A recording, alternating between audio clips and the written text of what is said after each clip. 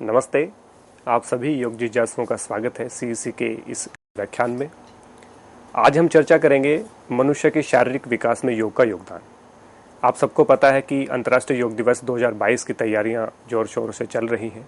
उसी क्रम में सीईसी ने लगातार 2 महीने का एक कार्यक्रम लॉन्च किया है, जिसके माध्यम से हर दिन प्रतिदिन कोई न कोई योग एक्सपर्ट किसी न किसी योग के विषय पर आपको कोई न कोई टॉपिक लेकर के आएंगे और आपको योग की जितनी भी गूढ़ जानकारियां हैं उसको इजी वे में समझाने का प्रयास हम करेंगे। तो सीईसी का ये प्रयास है कि आने वाले 21 जून तक लगातार लाइव सेशन के माध्यम से आप लोगों को योग की बारीकियां बताई जाएं। योग के बहुत सारे जो अनसुलझे टॉपिक जो हैं या जो हम कहें गूढ़ रहस्य जिनका है, उनको आप तक पहुंचाया जाए। इसी कड़ी में आज से हम प्रारंभ कर रहे हैं पहला लेक्चर, जिसका टॉपिक है मनुष्य के शारीरिक विकास में योग का योगदान। अब सबसे पहले जो भी हम व्यक्ति हैं, शरीर हमारे पास है, तो शरीर के साथ कैसे इसका विकास किया जाए। शारीरिक विकास सबसे जरूरी है, उसके बाद ही मानसिक विकास आता है, उसी के बाद सामाजिक विकास है, उसी के बाद आर्थिक विकास है, उसी के बाद आध्यात्मिक विकास कहा गया है। तो मनुष्य के शारीरिक विकास में योग का क्या योगदान है, आज इस टॉपिक पे बात करने वाले हैं। तो इसमें हम सबसे पहले जानेंगे ये जो पंच भौतिक शरीर है, इसकी अवधारणा क्या है, पंचकोशों की अवधारणा क्या है, अन्नमय कोश की अवधारणा क्या है। इसके माध्यम से सबसे पहले पंच भौतिक शरीर की अवधारणा को जान लेते हैं। वेद में आप देखेंगे तो कहा गया है कि जो हमारा शरीर है उसके 21 तत्वों की बात की गई है। मूल रूप से पंच भूत, पंच तन्मात्राएं, पंच ज्ञानेंद्रियां, पंच कर्मेंद्रियां और एक वीर्य, इन 21 को मिलाकर के कहा है कि इनसे निर्मित जो है वो शरीर होता है। दूसरा, यदि हम बात करें, यदि हम सांख्य दर्शन के अकॉर्डिंग बात करें, योग दर्शन के अकॉर्डिंग बात करें, तो हमारा जो शरीर है वो प्रकृति से निर्मित है। प्रकृति निर्मित है 3 त्रिगुणों से, सत रज तम, इन तीनों की साम्य अवस्था से प्रकृति का निर्माण होता है। उस प्रकृति से महत की उत्पत्ति होती है, जिसे हम बुद्धि कहते हैं। बुद्धि से अहंकार उत्पन्न होता है, अहंकार से ही चित्त और मन की उत्पत्ति होती है, और अहंकार से ही आपका पंच तन्मात्रा, पंच महाभूत की उत्पत्ति होती है, और मन से आपकी पंच कर्मेंद्रियां, पंच ज्ञानेंद्रियां उत्पन्न होती हैं। तो इस प्रकार से 25 तत्वों की बात कही गई है सांख्य दर्शन में, और 26 तत्वों की बात की गई है योग दर्शन में। तो इस प्रकार हम शरीर में देखें तो हमारा जो शरीर है उसकी मुख्य रूप से पंच कर्मेंद्रियां, 5 ज्ञानेंद्रियां, पंच महाभूत, पंच तन्मात्राओं और वीर्य, मन, चित्त, मन, बुद्धि, इन सब का एक मिला जुला मिश्रण कहलाता है। और यदि हम सामान्य शरीर रचना की बात करें तो हमारा जितनी त्वचा है, हमारा आंखें हैं, हमारे कान हैं, नाक है, और हमारे अंदर की जो इंटरनल ऑर्गन्स हैं, हमारा थायराइड पैराथाइड ग्लैंड है, हमारे लंग्स हैं, हमारे आंतें हैं, हमारी लीवर है, किडनी है, थायराइड पैराथाइड ग्लैंड है, ये जितने भी हमारे बॉडी के जितने भी अंग हैं, इन सब से मिलकर के जो निर्मित हुआ है, तैयार हुआ है, उसको हम पंच भौतिक शरीर कहते हैं। अब पंच भौतिक शरीर में की क्यों आवश्यकता है? क्योंकि कोई भी कार्य है वो इस पंच भौतिक शरीर से ही निर्मित होता है। बिना इस शरीर के कोई भी क्रिया संभव नहीं है। इसलिए पंच भौतिक शरीर की अवधारणा क्या है, ये जानना जरूरी था। तो हमने आधुनिक विज्ञान के अकॉर्डिंग भी जाना कि किस प्रकार से हार्ड मास और रक्त से बना ये हमारा शरीर है, किस प्रकार से सांख्य दर्शन के अनुसार शरीर की परिभाषा है, किस प्रकार से योग दर्शन के अनुसार है। इसके बाद हमने यजुर्वेद के अनुसार जाना कि 21 तत्वों से निर्मित हमारा शरीर होता है। ये शरीर की अवधारणा है, जिसको हम पंच भौतिक शरीर कहते हैं, जो दिखाई दे रहा है। इसके बाद पंचकोश की अवधारणा हमारे उपनिषदों में आती है। पंचकोश क्या है? 5 प्रकार की लेयर होती है। आत्मा के सबसे निकटतम कौन है, आत्मा के सबसे दूर कौन है, इसको हम लेयर में डिवाइड करते हैं। तो उन पंच कोशों की एक लेयर बनी हुई है। 5 प्रकार के कोश हैं। सबसे पहले अन्नमय कोश है, फिर प्राणमय कोश है, फिर मनोमय कोश है, फिर विज्ञानमय कोश है, फिर आनंदमय कोश है। ये 5 प्रकार के कोशों से मिलकर हमारे शरीर की रचना हुई है। पूरे हमारे सब चीजों की रचना हुई है। इसमें पहला कोश है अन्नमय कोश, फिर है प्राणमय, फिर मनोमय, फिर विज्ञानमय, फिर आनंदमय। आनंदमय कोश हमारी आत्मा के सबसे निकटतम कोश है, और जो हमारा अन्नमय कोश है वो आत्मा के सबसे दूर का कोश है। लेकिन प्रारंभ हमारा शरीर कहां से होता है? अन्नमय कोश से। तो इसलिए अन्नमय कोश की कभी भी अनदेखी हम नहीं कर सकते। इसलिए आज का जो हमारा टॉपिक है वो इसलिए अन्न में हमारा शरीर के विकास की बात हमने की कि शारीरिक विकास में योग की भूमिका क्या रहेगी, क्योंकि सबसे पहला कोश है हमारा अन्नमय कोश। और अन्नमय कोश का अर्थ है जो अन्न से निर्मित कोश है, जो दिखाई दे रहा है, जो जगत में सबको नजर आ रहा है, उसको हम अन्नमय कोश कहते हैं। अन्नमय कोश में जितनी भी हमारे शरीर को दिख रहा है, जो हमारे भोजन हम ग्रहण करते हैं, जिसके पोषण से हमारा शरीर तैयार होता है, मुख्य रूप से उसमें अन्न की भूमिका रहती है, इसलिए इसको अन्नमय कोश कहा। तो इसलिए हमने अन्नमय कोश की अवधारणा को रखा कि जब तक आपका अन्नमय कोश मजबूत नहीं है, अन्नमय कोश की साधना आपने नहीं की, तब तक आप प्राणमय कोश पे साधना नहीं कर सकते, मनोमय कोश की साधना नहीं कर सकते। यदि उस पे मनोमय कोश की साधना नहीं हुई, उसका विकास नहीं हुआ, तो विज्ञानमय कोश आपका कमजोर रहेगा। और विज्ञान में आपका कोश कमजोर रहेगा तो आपका जो आनंदमय कोश है, आत्मा के सबसे निकटतम जो कोश है, वो सही नहीं हो पाएगा। इसलिए जो पांचों शरीर है, उन पांचों शरीर में कोशों में सबसे पहला जो कोश है वो अन्नमय कोश है, वो शरीर से निर्मित है। अब इसको हमने सबसे पहले मजबूत बनाना है। कई आप हठ योग आचार्यों को देखेंगे तो उन्होंने आसन की जो प्रमाणिकता कही, आसन की जो बात कही, वो शारीरिक मजबूती के लिए कही। इसलिए आप देखेंगे हठ प्रदीपिका में जो 14वीं शताब्दी का ग्रंथ है, स्वामी स्वात्माराम जी द्वारा रचित है, उसमें स्पष्ट रूप से कहा है कि सबसे पहले इस शरीर को मजबूत बनाना है, आरोग्यता से परिपूर्ण इसमें करना है। तो उसमें शरीर की मजबूती की, हल्केपन की और रोगों के अभाव की बात की। मतलब कंप्लीट आरोग्यता आपको चाहिए, शरीर में मजबूती चाहिए और आपको आपके शरीर में अंगों में हल्कापन होना चाहिए। ये पहले ही अंग में कहा। चतुरंग योग है, आसन, प्राणायाम, मुद्रा और नाद अनुसंधान, इस प्रकार 4 अंगों में उन्होंने अपने योग को बांटा। तो सबसे पहले आसन का निरूपण इसलिए करते हैं कि अन्नमय कोश को मजबूत करना है। तो अन्नमय कोश आपको समझ में आ गया। प्राणमय कोश क्या है? जो प्राणों पे आधारित होता है, जो हम श्वास प्रश्वास कर रहे हैं, जो रेस्पिरेटरी सिस्टम कर रहा है, उसके बाद सर्कुलेटरी सिस्टम अपना काम करता है। तो रेस्पिरेटरी सिस्टम काम नहीं करेगा तो सर्कुलेटरी सिस्टम अपना काम नहीं करेगा। माने पहले आपका श्वसन तंत्र है, फिर आपका परिवहन तंत्र है, यानी कि सर्कुलेटरी सिस्टम। आप जैसे ही जितनी ऑक्सीजन आप शरीर के अंदर लेकर के जाते हैं, उसको सर्कुलेट करने का काम किसका होता है? हमारे सर्कुलेटरी सिस्टम का। सबसे पहले रेस्पिरेटरी सिस्टम उस ऑक्सीजन को ग्रहण करता है और कार्बन डाइऑक्साइड को बाहर छोड़ता है। इसलिए जो पहला जो फंक्शन होता है वो हमारा रेस्पिरेटरी से शुरू होता है। इसलिए दूसरा जो कोश है वो प्राणमय कोश है। प्राणमय कोश के बाद मनोमय कोश का स्थान आता है, उसके बाद विज्ञानमय और फिर आनंदमय। तो अन्नमय कोश के ऊपर आधारित जो हमारा शरीर है उसकी क्या क्या इंपॉर्टेंस है जानने का प्रयास हम कर रहे हैं। अब हम जानेंगे कर्म व शरीर का संबंध क्या है आपस में। ये जो शरीर है, कोई भी कर्म है, अच्छा कर्म है, बुरा कर्म है, शुक्ल कर्म कर रहे हैं, कृष्ण कर्म कर रहे हैं, मिश्रित कर्म कर रहे हैं, कोई भी कर्म कर रहे हैं, किसी प्रकार का भी काम आप कर रहे हैं, शरीर से ही हो पाएगा। बिना इस शरीर के कोई भी काम संभव नहीं है। किसी काम को करने का विचार भी नहीं आ सकता यदि शरीर नहीं है।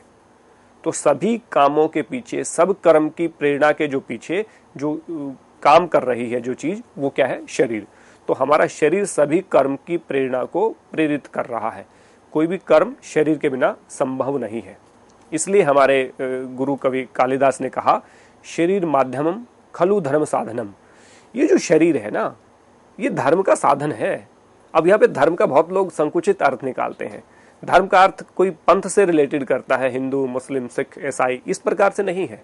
धर्म बड़ा व्यापक अर्थ है धर्म का। धर्म होता है कर्तव्य कर्म को धर्म कहते हैं।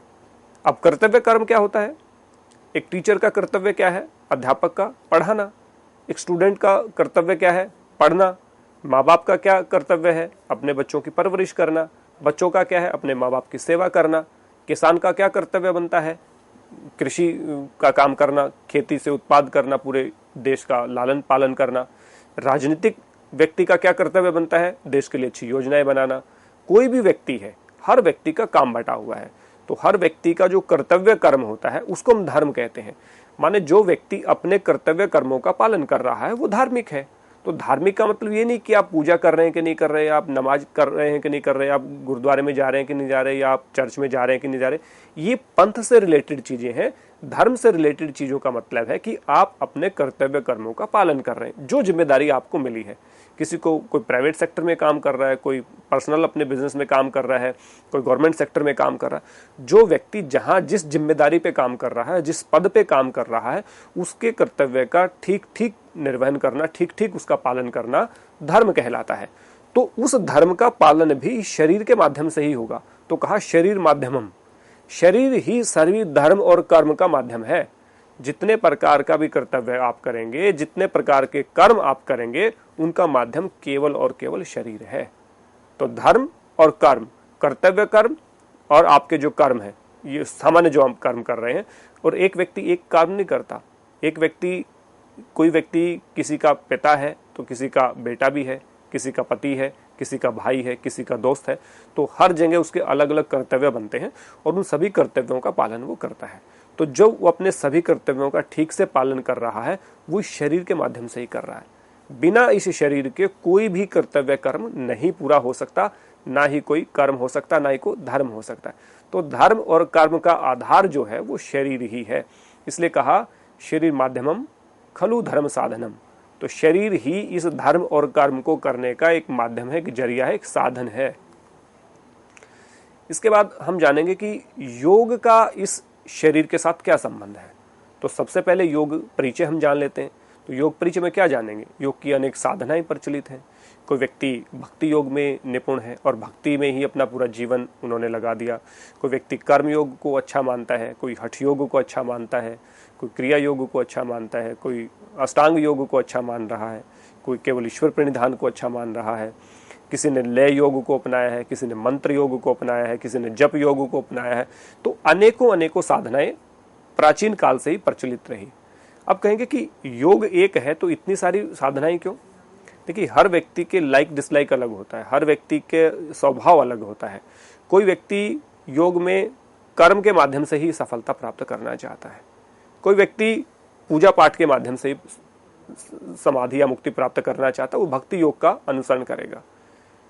कोई ज्ञान योग के माध्यम से, जो विद्वान व्यक्ति ज्ञान योग के माध्यम से ही विवेक वैराग्य मोक्ष और षट संपत्ति के माध्यम से ही वो अपने आप को योग मार्ग में अग्रसर करने का प्रयास करता है।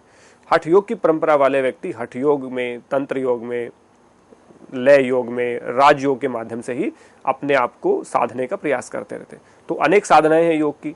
तो उन साधनाओं में शारीरिक विकास व शारीरिक स्वास्थ्य में कौन सी साधना हमें अच्छी रहती है, कौन सी साधना के माध्यम से हम अपने आप को अपने शरीर का विकास कर सकते हैं, शारीरिक विकास कर सकते हैं, उसको जानने से पहले शारीरिक विकास व शारीरिक स्वास्थ्य में संबंध क्या है, उनका रिलेशन क्या है, रिलेशन क्या है आपका शारीरिक विकास का और शारीरिक स्वास्थ्य का आपस में। देखिए, शारीरिक विकास कब होता है? कोई भी व्यक्ति अब ग्रोथ कब करता है? उससे पहले, सबसे पहले का ना, सबसे पहले स्वस्थ होना चाहिए कोई व्यक्ति। पहली प्राथमिकता क्या है? स्वास्थ्य है। जब तक कोई व्यक्ति स्वस्थ नहीं है तो क्या वो अपना काम कर पाएगा? यदि एक अध्यापक बीमार है तो क्या वो अच्छे से पढ़ा पाएगा? क्या एक स्टूडेंट बीमार है तो वो अच्छे से पढ़ पाएगा? या कोई भी पायलट है, प्लेन उड़ा रहा है, यदि बीमार है तो वो प्लेन उड़ा पाएगा क्या? ट्रेन का चालक बीमार है तो वो ट्रेन चला पाएगा क्या? या ढंग से काम कर पाएगा क्या? कोई भी व्यक्ति जब तक बीमार है, जब तक उसको कोई ना कोई रोग है, तब तक वो उसको अपने फिजिकल डेवलपमेंट नहीं कर सकता, मतलब शारीरिक विकास नहीं कहा जा सकता, क्योंकि वो रोगी व्यक्ति होगा। रोगी व्यक्ति कहीं ना कहीं अस्पताल में, कहीं ना कहीं डॉक्टर के पास, कहीं ना कहीं वैद्य के पास ही जाता रहता है और वो अपनी समस्या को प्राथमिकता से लेता है और उसका समाधान करने का प्रयास करता है। जब तक वो अपनी समस्या का समाधान नहीं कर लेता, तब तक वो शारीरिक विकास के बारे में नहीं सोच सकता। तो इसलिए शारीरिक विकास का आधार जो है वो शारीरिक स्वास्थ्य कहा, यानी कि फिजिकल जो हेल्थ है वो कैसे प्राप्त की जाए, क्योंकि बिना फिजिकल हेल्थ के आप फिजिकल डेवलपमेंट नहीं कर सकते, शारीरिक विकास संभव ही नहीं है। इसलिए शारीरिक विकास तभी संभव है जब शारीरिक स्वास्थ्य आपके पास है। अब शारीरिक स्वास्थ्य है तो आयुर्वेद में स्वास्थ्य की परिभाषा क्या है? क्योंकि आयुर्वेद भी योग से जुड़ी चीज है, तो आयुर्वेद में स्वास्थ्य की परिभाषा है, बहुत अच्छी है। एक सूत्र है, 2 लाइन का है, एक में फिजिकल है, एक में मेंटल है। तो हम फिजिकल को अच्छे से करेंगे और मेंटल को भी आप यहाँ पे हम दर्शाएंगे। सुश्रुत संहिता में कहा, सम दोष है, सम अग्निश्च, समधातु मल क्रिय है। प्रसन्न आत्मेन्द्रिय मनः स्वस्थ इति विधीयते इत्यभिधीयते। सुश्रुत संहिता, महर्षि सुश्रुत जो कि आयुर्वेद के बहुत बड़े ऋषि हुए, उन्होंने कहा समदोष है समअग्निश्च समधातु मल क्रिय है प्रसन्न आत्मेन्द्रिय मनः स्वस्थ इत्यभिधीयते। तो समदोष क्या है, समअग्नि क्या है, समधातु क्या है और सममल क्रिय क्या है। दूसरी लाइन में कहा प्रसन्न आत्मा इंद्रिय और मन, जिस व्यक्ति की सारे तीनों की तीनों दोष सम है, सारी की सारी 13 अग्नियां उसकी सम है, उसकी 7 की 7 धातुएं सम अवस्था में हैं, और मल क्रिया यानी कि जो हम निष्कासन करते हैं, विजातीय तत्वों को बाहर निकालते हैं, ये सभी ठीक है और उसकी आत्मा प्रसन्न है, इंद्रियां प्रसन्न है और मन प्रसन्न है, वो व्यक्ति पूर्ण रूप से स्वस्थ कहा गया। तो पहली जो लाइन है उसमें फिजिकल है, जिसके दोष सम होंगे, अग्नि सम होगी, धातु होगी और मल क्रिया। और जो दूसरी लाइन है उसमें मन के ऊपर कहा है, यानी कि मेंटल हेल्थ को कहा प्रसन्न आत्मेन्द्रिय मनः, जिसकी आत्मा, इंद्रियां और मन, ये किसका है, ये मेंटल पार्ट है। तो वो फिजिकल और मेंटल को दोनों तरह से उन्होंने दिया। तो हम इसके फिजिकल एस्पेक्ट पे चर्चा करेंगे और जो उसका मेंटल एस्पेक्ट है उसको हम मेंटल जो हमारा हेल्थ होगी उसके व्याख्यान में हम उसकी चर्चा करेंगे। तो सबसे पहले का समदोष है। तो दोष क्या है, दोष है वात पित्त कफ। इन 3 दोषों को मुख्य रूप से आयुर्वेद ने माना है। कोई भी व्यक्ति बीमार होता है, किसी व्यक्ति को कोई दोष घटता है, कोई बढ़ता है, तो व्यक्ति बीमार होता है। किसी भी रोग में दोष की मात्रा बढ़ती है। अभी कुछ समय पहले तक ये कोरोना जो बीमारी रही तो ये कफ से रिलेटेड थी। कफ के बढ़ने से ही ये दोष हो रहा था, ये रोग हो रहा था। तो पित्त के बढ़ने से भी रोग होते हैं और वात के बढ़ने से भी रोग होते हैं। तो वात से लगभग 80 प्रकार के रोग होते हैं, पित्त के इम्बैलेंस होने से लगभग 40 प्रकार के रोग होते हैं और कफ के इम्बैलेंस होने से लगभग 20 प्रकार के रोग होते हैं। तो इस प्रकार रोगों को बांटा गया। तो यदि दोष आपके सम है, यानी कि संतुलित अवस्था में, वात पित्त कफ संतुलित है, बैलेंस्ड है, कोई भी दोष घटा नहीं है, बढ़ा नहीं है, तो आप पहली स्वास्थ्य की परिभाषा है कि आपके दोष सम होने चाहिए। जैसे ही दोषों में इम्बैलेंस शुरू होगा, आपकी अग्नि भी इम्बैलेंस हो जाएगी, आपकी धातुएं भी इम्बैलेंस हो जाएंगी, मल क्रिया यानी कि आपका जो बॉडी डिटॉक्स करती है वो भी ठीक ढंग से नहीं होगा। और ये ठीक ढंग से नहीं होगा तो ना आपकी आत्मा प्रसन्न होगी, ना आपकी इंद्रियां प्रसन्न होंगी और ना ही आपका मन प्रसन्न होगा, तो ना ही आप स्वस्थ होंगे। तो इसलिए स्वस्थ होने के लिए दोषों का सम होना बहुत इंपॉर्टेंट है। और वात पित्त कफ से के असंतुलन से योग भी इस बात को कहता है कि वात से 80 प्रकार के, पित्त से 40 प्रकार के और कफ से 20 प्रकार के रोग होते हैं। तो इनको रोगों को रोकने के लिए, तो कोई भी रोग ऐसा नहीं है जो वात पित्त कफ के से अलग होता हो। माने तीनों दोषों के ही कारण कोई ना कोई रोग होता है। तो हमने दोष पढ़े, दोष के बाद हम पढ़ते हैं अग्नि कितनी है। अग्नि में 13 अग्नि मुख्य रूप से होती हैं, जठराग्नि, 5 भूताग्नि और 7 धात्वाग्नि। तो जो जठराग्नि हमारी होती है, जठराग्नि में भी 4 प्रकार की अग्नियों को मुख्य रूप से कहा। एक तीव्र अग्नि होती है, एक मंदाग्नि होती है, एक विषम अग्नि होती है और एक होती है सम अग्नि। जठराग्नि जो पेट में पाचन तंत्र को रिप्रेजेंट करती है, भोजन को पचाने का काम करती है, उसको हम जठराग्नि बोलते हैं। तो जठराग्नि मुख्य रूप से आपकी 4 प्रकार की होती है, जिसमें बहुत लोगों की जठराग्नि तीव्र होती है, कुछ भी खाएंगे तुरंत हजम हो जाएगा, फिर भूख लग जाएगी। कुछ लोगों की जठराग्नि मंद होती है। तो मंद जठराग्नि क्या करती है, जो भी आप खाते हैं पचता नहीं, बहुत देर तक वो पेट में ही रहता है और उसको पचने में बहुत तकलीफ होती है, वो जठराग्नि मंद होती है। एक विषम अग्नि होती है कि कभी तो अग्नि मंद पड़ जाती है, कभी अग्नि तेज हो जाती है। तो अग्नि के तेज और मंद होने में जो इम्बैलेंस हो रखा है उसको विषम अग्नि कहेंगे। और एक होती है सम अग्नि। सम अग्नि होती है कि जठराग्नि जब भी भोजन आपने किया उस भोजन को अच्छे से वो पचा लेती है, वो साम्य अवस्था में होती है। तो इस प्रकार से जठराग्नि सबसे इंपॉर्टेंट होती है, उसमें भी सम अग्नि होनी चाहिए। उसके बाद 5 भूताग्नि और 7 धात्वाग्नि भी होती हैं। इन 13 प्रकार की अग्नियों को ये सम होनी चाहिए, ना कि विषम होनी चाहिए, ना तीव्र होनी चाहिए, ना ही ये मंद होनी चाहिए। मंद होगी तो भी डाइजेस्टिव सिस्टम में प्रॉब्लम होगी, तेज होगी तब भी प्रॉब्लम होगी और विषम होगी तब तो प्रॉब्लम होनी ही है। इसलिए इन सभी अग्नियों का सम होना बहुत जरूरी है। इसके बाद सप्त धातुएं जिनसे शरीर का निर्माण होता है, नित्य प्रतिदिन हमें चाहिए। जो भोजन हम करते हैं उसका होता क्या है?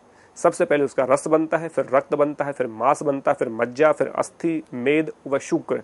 इस प्रकार से सप्त धातुएं बनती हैं। तो 7 धातुएं किसकी ठीक बनेंगी? जिसकी जठराग्नि सही होगी, जिसकी जठराग्नि सम अवस्था में होगी, उसी की बाकी की ये जो धातुएं हैं वो सही बनेगी। जठराग्नि मंद है तो आप मानिए रस, रक्त, मांस, मज्जा, अस्थि, मेद व शुक्र धीमी गति से बनेंगे। जिसकी जठराग्नि तीव्र है उसको बार बार खाना पड़ेगा, उसकी भी ये धातुएं सही रूप से नहीं बनेंगी। जिसकी जठराग्नि विषम है, कभी मंद है कभी तेज है, उसकी भी इन धातुओं की बनने में रुकावट पैदा होगी। जिस व्यक्ति की जठराग्नि सम अवस्था वाली है, जठराग्नि प्रदीप्त है, अच्छी रहती है, उनकी उसी की सप्त धातुएं अच्छी रहेंगी। जो भोजन हमने किया, पहले रस बना, रस का जाकर के रक्त बना, रक्त का जाकर के मांस बना, मांस का जाकर के मज्जा बना, मज्जा का अस्थि, अस्थि की मेद और शुक्र।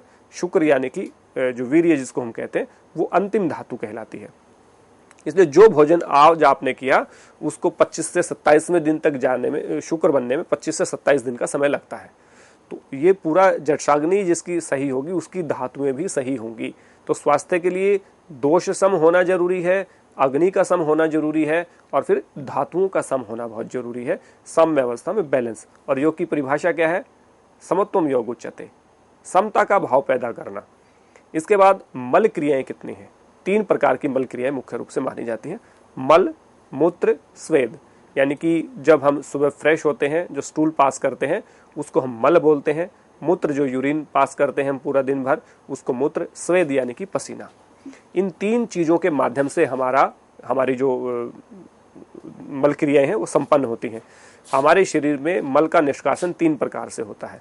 तो सबसे पहले जो स्टूल पास करते हैं, शौच आदि जाते हैं सुबह। उसके बाद मूत्र, यदि दिन भर हम मूत्र का त्याग करते हैं, मूत्र विसर्जन करते हैं। उसके बाद स्वेद, जो बॉडी से हम जब योग अभ्यास करते हैं या कोई और मेहनत का काम करते हैं तो हमारे शरीर से जो पसीना निकलता है उसको। ये तीनों क्रियाएं बराबर होनी चाहिए। और ये तीनों क्रियाएं कब होंगी? जब दोष सम होंगे, अग्नि सम होगी, धातुएं सम बन रही होंगी, तो मल, मूत्र और स्वेद यानी पसीने का निष्कासन भी ठीक ठीक होता है। ये आप जान लें। तो मल क्रियाएं आपकी सही होनी बहुत जरूरी है। इसके अलावा शारीरिक स्वास्थ्य में आहार, निद्रा व ब्रह्मचर्य की भूमिका क्या है, ये जानना बहुत जरूरी है। कोई भी व्यक्ति स्वस्थ रहे, हमने आत्मा, मन और इंद्रियों की बात नहीं की क्योंकि उसकी चर्चा हम मानसिक स्वास्थ्य में करेंगे। अभी हम क्योंकि शारीरिक स्वास्थ्य की बात कर रहे हैं, तो शारीरिक स्वास्थ्य में आहार, निद्रा, ब्रह्मचर्य की भूमिका क्या है? ये त्रय उपस्तंभ कहा है इसमें। यदि आप देखेंगे, आयुर्वेद को पढ़ेंगे तो त्रय उपस्तंभ यानी कि स्वस्थ रहने के 3 उपस्तंभ कहे हैं: आहार, निद्रा, ब्रह्मचर्य। आहार क्या होता है? जो भोजन हम ग्रहण कर रहे हैं अपने शरीर के विकास के लिए। निद्रा क्या है? जो हम शरीर हमारा थक जाता है तो अपने आप को सेट करते हैं, रीसेट हम करते हैं, या कहीं रिजुनेट करने के लिए हम कुछ समय के लिए अपने शरीर को, मन को और इंद्रियों को विश्रांति दे देते हैं। जब हमारा शरीर भी सो रहा है, माने कर्मेंद्रियां भी सो रही हैं, ज्ञानेंद्रियां भी सो रही हैं और मन भी सो रहा है, उस अवस्था को हम सुषुप्ति या निद्रा की अवस्था कहते हैं। तो वो बहुत जरूरी है। उसके बाद भी हम फ्रेश होकर के उठते हैं, काम करते हैं अच्छे। ब्रह्मचर्य क्या होता है? ब्रह्मचर्य होता है अपने इंद्रियों का संयम करना। इंद्रियों का संयम, ब्रह्मचर्य 2 शब्दों से बना है, ब्रह्म और चर्य। तो ब्रह्म का अर्थ है ईश्वर और वीर्य, और चर्य का अर्थ है रक्षण और चिंतन। तो इसकी जो परिभाषा हुई ब्रह्मचर्य की परिभाषा है आपका ईश्वर का चिंतन और वीर्य का रक्षण। तो ईश्वर का चिंतन करना है और वीर्य का रक्षण करना है। ये 2 बातें यहाँ पे कही है। और ब्रह्मचर्य बहुत व्यापक शब्द है, कोई बहुत छोटा शब्द नहीं है। ब्रह्मचर्य का अर्थ केवल ये नहीं कि आप शादी ना करवाएं और गृहस्थ आश्रम ना बसाएं और आप ब्रह्मचर्य व्रत का धारण करके या सन्यासी बन जाएं। ये ब्रह्मचर्य की एक संकुचित परिभाषा है। ये भी ब्रह्मचर्य होता है, लेकिन ब्रह्मचर्य इंद्रियों का संयम होता है। जो गृहस्थ व्यक्ति है वो भी ब्रह्मचर्य का पालन कर सकते हैं, बशर्ते वो नियमित संयमित होकर के अपनी मैथुन क्रियाएं करें, तो वो भी। और ईश्वर का चिंतन, क्योंकि ब्रह्मचर्य कोई एक शब्द से मिलकर नहीं बना। तो ब्रह्मचर्य में ईश्वर का चिंतन और वीर्य का रक्षण 2 चीजें हैं।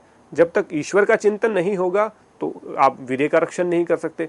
तो ईश्वर का चिंतन भी जरूरी है और वीर्य का रक्षण। रक्षण का अर्थ ये नहीं है कि उसको यूज ही नहीं करना। ये एक प्रकार से पैसा है, आपके पास पैसा है बैंक में या आपके घर वालों ने आपको पैसा दिया, तो क्या कहेंगे? पैसे को सुरक्षित रखना, सही जगह पे यूज करना, अननेसेसरी व्यर्थ मत करना, फिजूल खर्ची मत करना। तो ब्रह्मचर्य भी वैसा ही है, वीर्य का अननेसेसरी उसका कहीं खर्च नहीं होना चाहिए, उसका प्रयोग नहीं होना चाहिए। इसलिए कहा ईश्वर का चिंतन करते रहो और वीर्य का रक्षण करते रहो। ये स्वास्थ्य में बहुत इंपॉर्टेंट भूमिका निभाता है। तो ये हमारा हुआ शारीरिक स्वास्थ्य में आहार, निद्रा व ब्रह्मचर्य की भूमिका। आप सबका बहुत बहुत धन्यवाद।